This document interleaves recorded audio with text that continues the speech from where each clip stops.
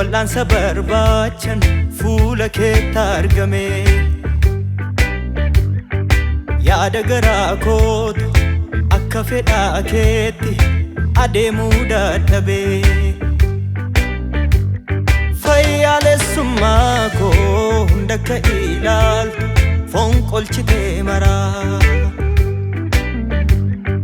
Wanta siif hin taane akkati buqqiftuuf Yesuus sitti of kenneera. Na wal'aani waa mara koo si sirreessi toora isaa hundumaa. Humni ittiin si bitamu kan koo miti Yesuus harka jira. Na wal'aani waa mara koo si sirreessi toora isaa hundumaa. Humni ittiin si bitamu kan koo miti Yesuus harka jira.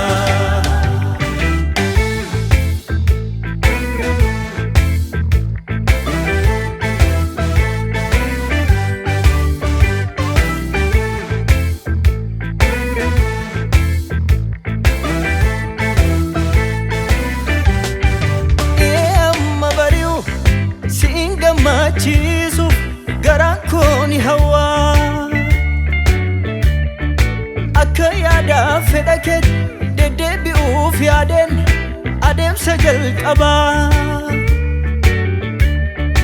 Ammas guyyaan haaraan yeroo naaf dabalamu akkum kaleessaati.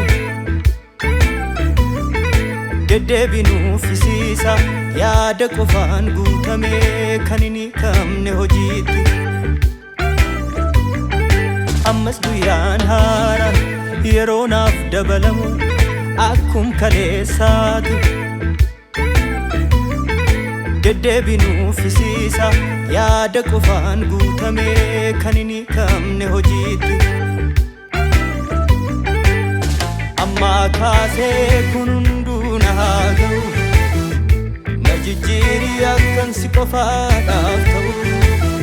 Ayyaana keeti kan kana gochuu danda'u. Ammaa kaasee kun hunduu na haa ga'u. Na jijjiiri akkan si qofaadhaaf ta'u.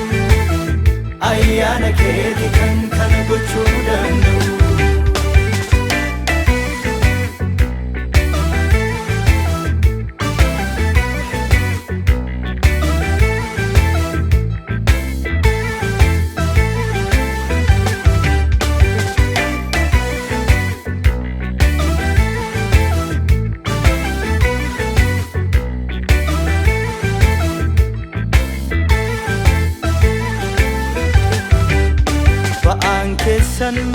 Kan sin ulfaate kan dadhabdan hundi gara kootti koota.